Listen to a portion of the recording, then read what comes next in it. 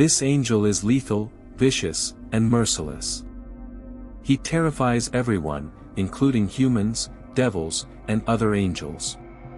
He once single-handedly killed an entire generation of a whole nation. Even the devil trembles in awe of him because of how powerful he is. You know, Satan, sometimes known as the devil, used to be revered as the chief archangel not only in the Abrahamic religions but also across the rest of the globe. According to legend, he disobeyed God and was then sent to earth by God through several strong angels that God had chosen, such as Michael. He is believed to be in charge of all the evil influence on earth as well as all the fallen angels and demons acting at this time as wicked spirits.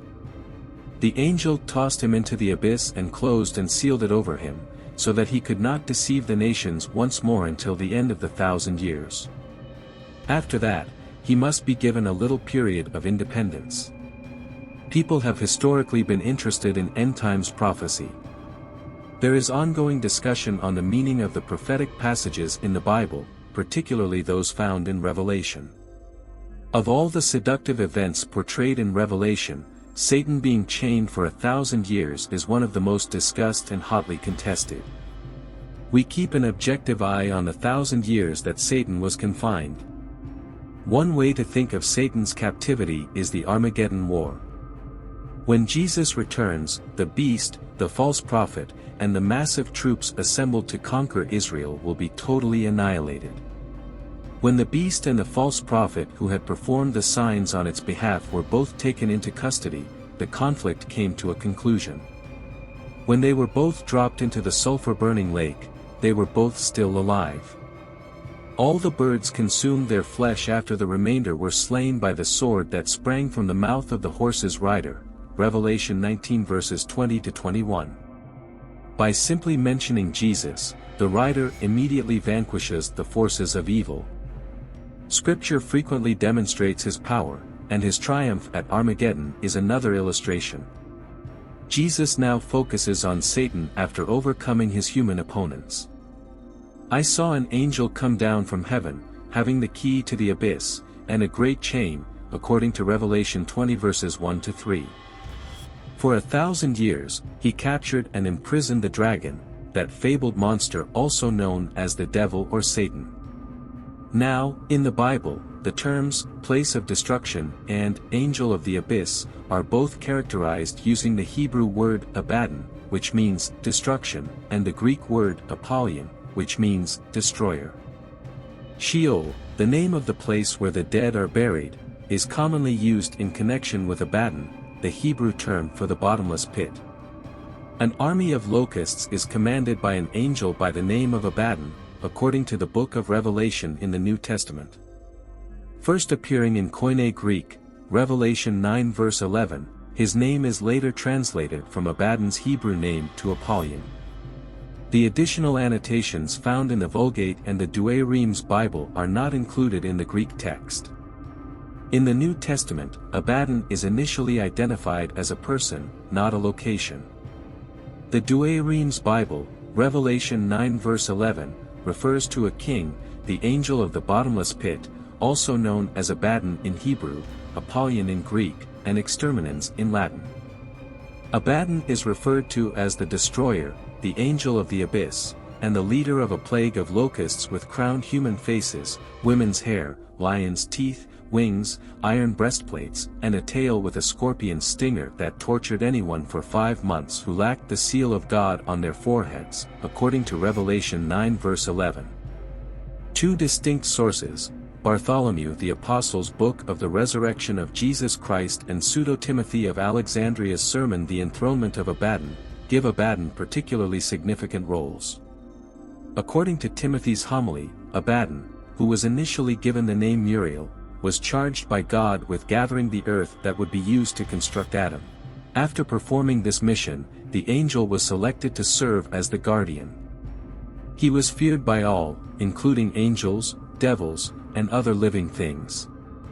Anyone who revered Abaddon in life would be saved, it was promised to him. Abaddon, the soul transporter to the valley of Josaphat, is thought to play a key part in the final judgment. The Book of the Resurrection of Jesus Christ states that he was present in the tomb when Jesus rose from the dead. The angel of the abyss is therefore a powerful angel that God uses to carry out judgments and horrible bad actions as vengeance against people who disobey him. In order to prevent him from fooling the nations again until the 1,000 years were complete, according to the Book of Revelation, he tossed him into the abyss and shut it over him during the apocalypse time. He must then be allowed to go outside for a bit. The millennial kingdom is a common name for this millennium. Satan has lost all control over the people on earth during this period. Both individuals with glorified bodies and those with earthly bodies will dwell on earth during the millennium kingdom, which will take place after Satan is imprisoned for 1,000 years. Those who are still in their earthly bodies will have experienced the tribulation and the millennial kingdom. The church and the resurrected tribulation martyrs are individuals with glorified bodies, according to Revelation 20 verses 4-6. Right after Satan is imprisoned for 1,000 years, the resurrection is discussed. You may believe that because Satan has no influence, nothing could possibly go wrong during this 1,000-year span. God will give mankind the option to accept or reject him even in the century. During the next 1,000 years, those who still have physical bodies will continue to produce offspring, and many people will have to make decisions. Satan is let out of the abyss at the end of the millennium. He will continue to deceive the nations and there will be a great uprising against him, Revelation 20 verses 7-9. Because fire came down from heaven and devoured them, Revelation 20 verse 9, the revolt was short-lived. During that time, God provides people who were born a second chance to choose him while Satan is imprisoned for 1,000 years. God will reveal to us during the millennial period that there will be those whose hearts are more deceiving than anything else, unchangeable, and who will be susceptible to deception even in the absence of the tempter, who is Satan. The phrase, bottomless pit, is translated from the Greek of the New Testament as abyss, which meaning, bottomless, unbounded, the pit, or the immeasurable depth. It was a tremendously deep abyss in the lowest portions of the earth that served as both a common resting place for the dead and, more crucially, a residence for demons. In Roman mythology, a site like this was known as Orcus. The bottomless pit is the residence of a particular kind of demon, according to Revelation 9 verses 1-12. It is also where the beast lived and engaged in battle with the two witnesses, Revelation 11 verses 7-8. Satan is confined to the bottomless pit at the beginning of the millennium kingdom, Revelation 20 verses 1-3. Upon being released at the millennium's end, Satan launches an abortive insurrection against God, Revelation 20 verses 7-10. There may be a link between Tartarus and the bottomless pit. The only other time this Greek word, which is translated as hell, appears in the Bible is in 2 Peter 2 verse 4. It symbolizes a location where fallen angels are held captive in ominous chains while awaiting judgment.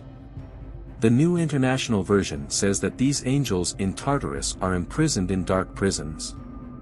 The angels referenced in Genesis 6 verse 2 are the same ones who are referred to in Jude 6 as the angels who left their own home.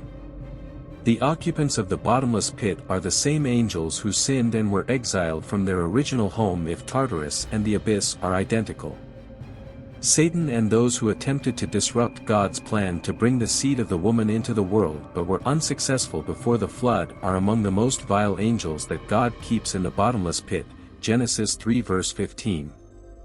The denizens of the abyss are momentarily released to carry out God's plan to afflict the wicked during the last 3.5 years of the tribulation, Revelation 9 verse 5.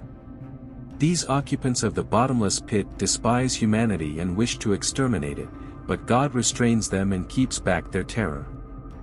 I appreciate your viewing.